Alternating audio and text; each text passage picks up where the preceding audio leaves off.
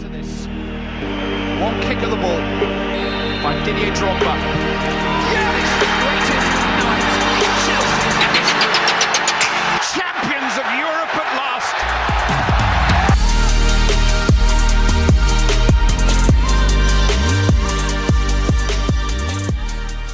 Hey guys, welcome to the Blue Stand once again. First of all, I want to say that thank you so much for all the love you guys have shown us for the first episode. It's been truly wonderful. So thank you everyone for showing that love. We're here back again in the second episode. Look, we do want to talk about the match that happened yesterday, but we don't want to dwell too much about the lineups and formation and this and that. I think we can all safely say most of us didn't expect us to win, and that's pretty much what happened. But what we want to talk about today in our panel that we have, myself, Kunal, Ameya, we want to talk about the defensive issues. We do understand the new season starts in 5 weeks, so I think it's timely to talk about these things because, let's face it, I don't think many of us will be tolerating such poor defensive, flaws and qualities that we've shown this whole season. So let's go to Ameya first up. Hey, Ameya, what do you think? I mean, look, do you really think conceding 7 goals against Bayern Munich, and I know this is Bayern Munich, they're a top class team, but somewhere deep down, that really hurt me to concede 7 against Bayern Munich. And not just Bayern Munich, we've conceded against Sheffield United, West Ham, Bournemouth, you name it, every club out there, we've conceded big time. What's your thought process around the whole defensive issues? Where do you think we're kind of going wrong? I think it's a collective of issues. I mean, first of all, I don't think Frank Lampard's got his defensive structure sorted out just yet. I think he still has a couple of things that he should look into, especially in transition, when we're attacking and when we have to track back. I think that's when we're very vulnerable, right? And then, so that's the first issue. And then on top of that, I don't think our centre backs are good enough, honestly. I mean, they're decent, but I don't think they're, top quality. I don't think you can compete on all fronts. I don't think you can compete for the Premier League, for the Champions League with that caliber of players. And on top of that, I think we're lacking leadership as well, at the back, because you could see, especially for the Lewandowski penalty, the penalty which he won, I think the officials called it as offside, but then when they went to check it in the VAR room, they found that he was onside. He was played onside by Emerson. So I think we're missing a leader at the back, which which commands all the rest of the defensive players as to where, whether they should hold their ground or whether they should go back. And I think all of that put together has really costed us this. It's not to mention the goalkeeper issues that we've been having. I think Caballero turns 39 next month. I mean, 39. I can't believe this guy's our number one keeper at the moment. Like, come on. Exactly. So I think it's been a combination of all. I think the goalkeeper has to take a little blame here. Lampard has to take a little blame here for, not organizing his defense properly. And the centre backs are not good enough. And I think one addition to upgrades give them that Van Dijk sort of effect. Liverpool had the same defense before Van Dijk, but after Van Dijk they've just revolutionized themselves. So I think someone like that could definitely help fix our defense. But it's, as I mentioned before, it's a combination of a lot of issues. And I think once we start fixing them one by one, we should become a defensively solid side. Kunal, I want to go to you now, continue this conversation a little bit more. I know we've talked a lot about, personnels. I don't want to dwell too much in this episode about personnels. We know there's some issues there. But what I want to talk to you about, Kunal, is, we've seen teams like Sheffield United, they don't have world-class defenders. They don't have world-class anything, to be honest. Or even Brighton has a better defensive structure than us. And we've seen other teams have much better defensively much more resolute than us. Do you think, Frank, this whole season, were you a bit surprised, I suppose, that we haven't sorted this out the whole season, at least tighten it up a little bit in terms of our defensive issues?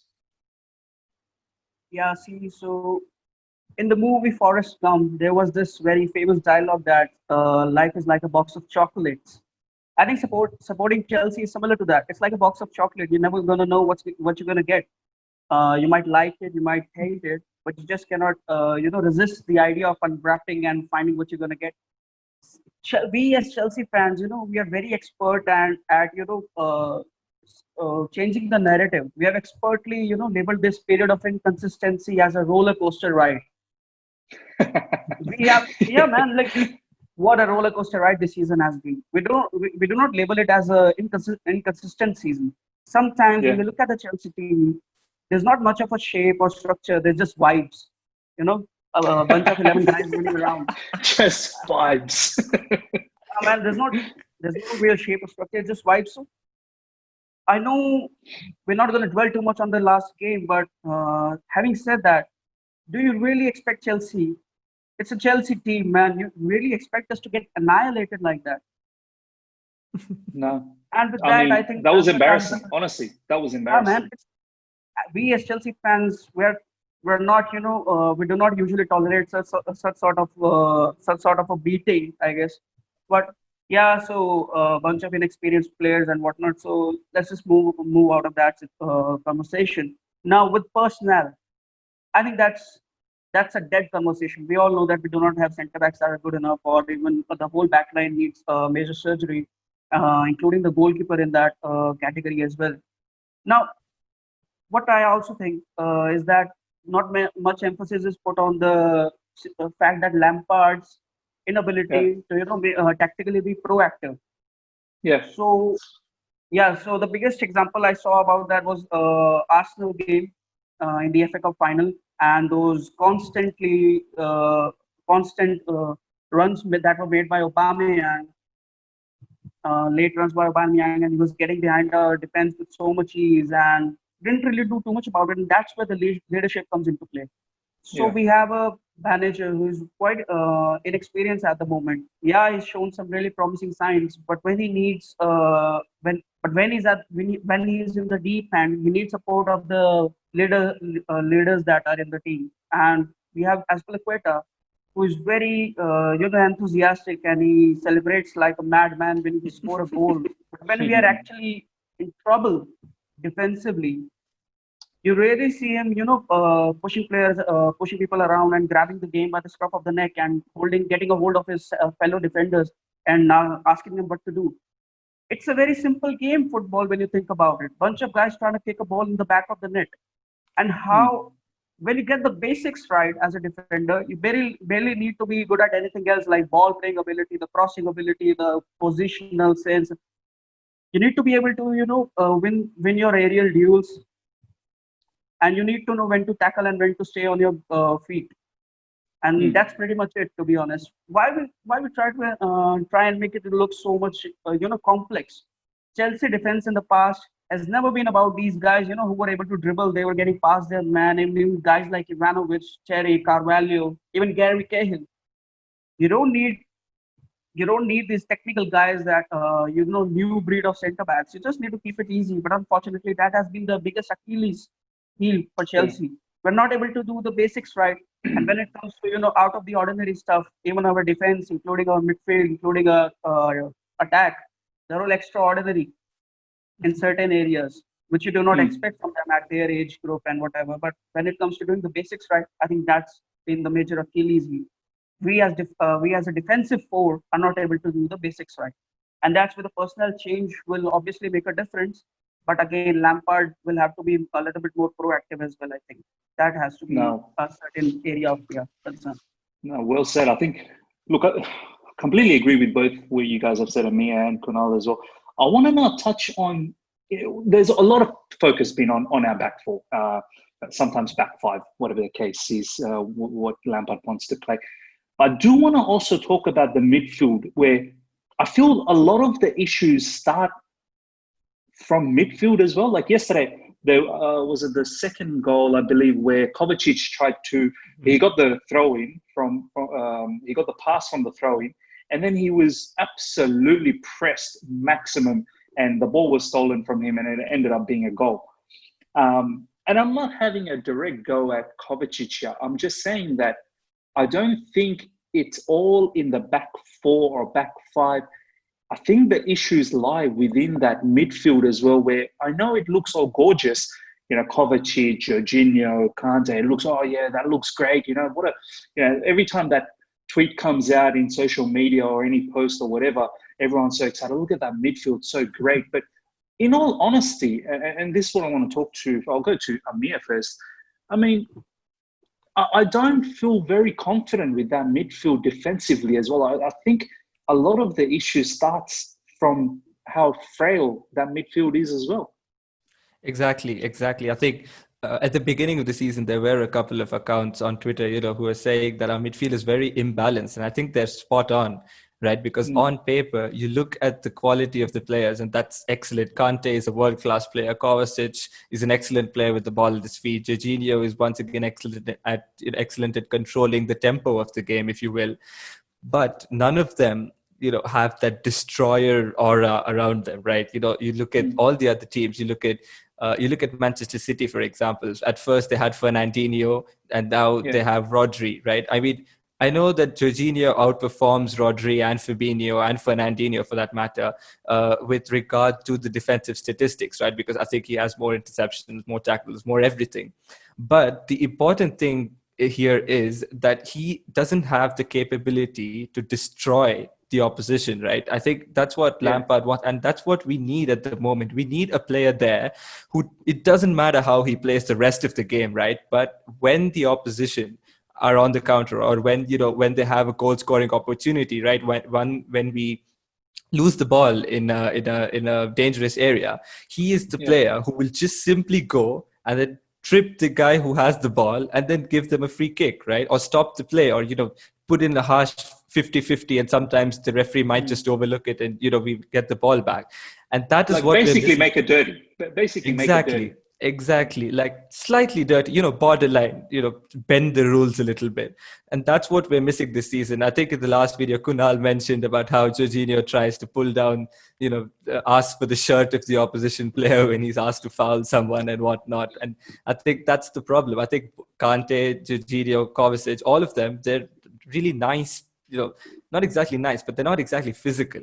What I'm saying. And I think all of them, they'll complement each other well only if there is one player there who can do all the dirty work. And none of these are capable of doing the dirty work, right? Even our young prospect, Billy Gilmer for that matter, even he is not that midfield destroyer which we need. So I think someone like Rice or Zakaria, one of those two, I think, who could really, add some steel to our midfield. That's what's missing, honestly. And I think that could really change our outlook, because you look at how Thiago absolutely destroyed our midfield yesterday. Oh, yeah, exactly. Killed us. Ran right. I remember a rally where he just got past 4 players like they weren't there, and there was so much space ahead of him. Can you imagine this guy's touted to go to Liverpool? Can you imagine where Liverpool will go? Like, overkill at this point. Overkill at this point by Liverpool. It's honestly, just craziness. Yeah, exactly. Kunal, I want to continue with this whole midfield conversation, because a lot of focus has been about, post the match of Bayern Munich. Even myself, I said that we need to defensively get better. Everyone's talking about goalkeeper, centre back, left back. Obviously, we need that. And there was a really good video from Tom, actually, and he said we just need that to compete. That's not even to, we need that to start winning the league or anything. It's just to compete.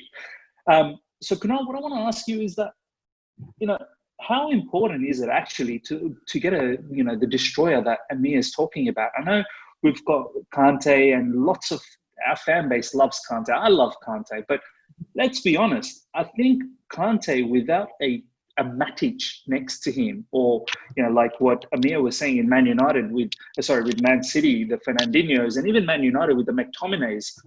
How important is it for us to actually have someone like this next season, which is in 5 weeks? Yeah, not too long to go. So that sort of a player is an absolute indispensable to any sort of a elite sort of a side. We can look at the track record of the best teams in the world as well. With our midfield that we have at this, so Conte didn't play for more than half the season. Yeah. So without that, we have Kovacic, Jorginho, Billy Gilmore. These guys, they are very aesthetically pleasing on the eye. And sometimes the eye and the brain, they don't function on the same wavelength. So what seems very pleasing on the eye will not be making that much of a difference on the pitch when it really matters. Kovac is such a pleasing guy to watch. Jorginho as well, with the way he passes and his one-touch passes to the striker at times. But where is the goal threat and where is the defensive stability? It's all pleasing, and when we have the ball and you're dribbling past five guys or Jorginho passing the ball and getting rid of the whole midfield of the opposition with his passing, long range passing. But where is the goal threat coming from, and where is the defensive stability coming from? The teams that have habitually won the major trophies throughout the history, whether it be World Cups, whether it be Champions League or whatever, they definitely have that midfield destroyer. Yeah. And Real Madrid, so they have had a monopoly on these sort of competitions in the past decade or so. Casemiro is a wonderful player in that regard to have. So you can build your team around that sort of a player. You can build guys like Modric and Toni Kroos who will not put in their legs defensively. They have the license of actually doing what they can do and what they're actually good at because they have the assurance of having a destroyer like Casemiro. And with Chelsea, we've also had players like Michael Ballack, and Essien. They are the midfield destroyers. So when you allow the guys in front of you, the two guys in the midfield, to do their thing, because they have the assurances from person at the back, this team is the one that is not just stable, it's threatening because everyone is able to do his thing. And that's why I think it's one of the most important positions to have in the team, and one that is also quite easy to find, to be honest, because you have these players in abundance. To be clear, Who would you get? Who would you get in that position in this next 5 weeks? Well, the person is not really a midfield destroyer, but I think we could really do a lot by just paying that Chilwell fee for Chilwell fees for a guy like Wilfred and Ndidi. I really rate the guy, man. I really rate the guy because he knows when the threat is there and he, places himself in the back four when in the counter attacking. He's excellent with his tackling abilities. He knows when to, barge in. He knows when to do a 50-50 tackle because the counter attack looks threatening and all that. So I'd really rate Wilfred and Ndidi. I think the statistical side of things are very promising as well. He's still very young. And I think, once again, the age profile that Lampard and the Chelsea board as a whole is looking for, he fits in that bill. He'll also be a player for the future. He's also a player for the now, which is very interesting and very important when we are going into the next season. Wilfred Ndidi already has the PL exposure. So again, the risk of buying a player from League One or the Ligue 1, the French league or the La Liga, these risks are also eliminated because you already have a guy who you know how he's going to perform in the PL because he has been doing it for a couple of years. So I think Wilfred and Ndidi would be the one for me. And also, well, he doesn't do a lot of moving around the pitch, but once again, the basics. I think there are a few people better at him than doing the basics of a DM. I think I agree. I definitely rate Wilfred and Ndidi. Now, last thing that we want to really try and capture here before we wrap things up in this particular episode is we've talked about our personnel issues in back four, back five, whatever. We've talked about the midfield. I think we've kind of touched about the whole Lampard situation, but I want to elaborate a little bit and close this off.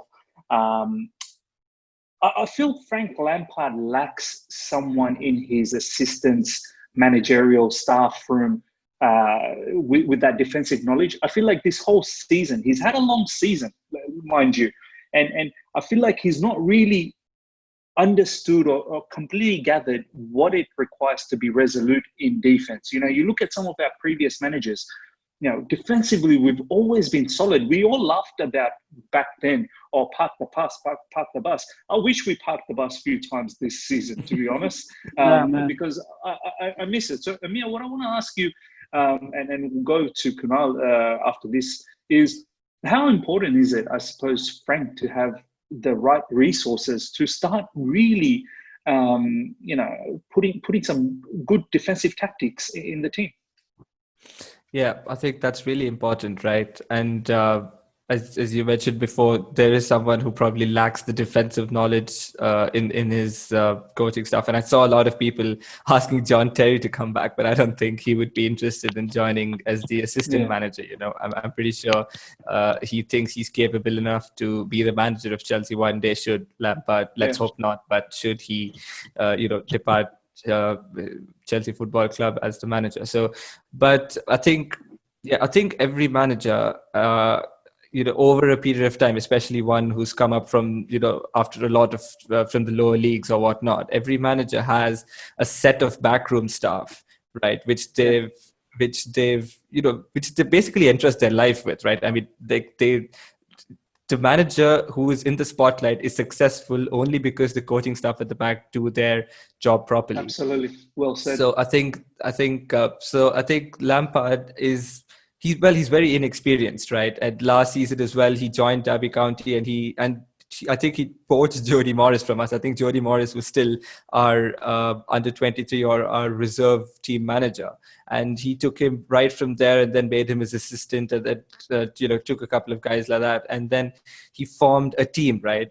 A team which is very inexperienced on the whole. Like, especially, I think at this point, right, we really miss Steve Holland, who was our assistant manager for a really long time, and he stuck at the club even when the main manager kept changing. And I think we need someone like that at our club right now, and who would have been at the club to sort of guide Lampard, not exactly on the tactical aspect entirely, right, because he has his own philosophies and whatnot, but someone who could teach him the basics, as Kunal mentioned earlier, someone who teaches him that you are inexperienced, you're a great player, you're possibly one of the greatest midfielders to have ever played the game, right, one of the best goal scoring midfielders of all time, but you are new to this game of management, right? And there are certain things that I mean, however long you've been as a player, being a manager is completely different, right? Totally different. Yeah, exactly. So I think we needed someone to sort of guide Lampard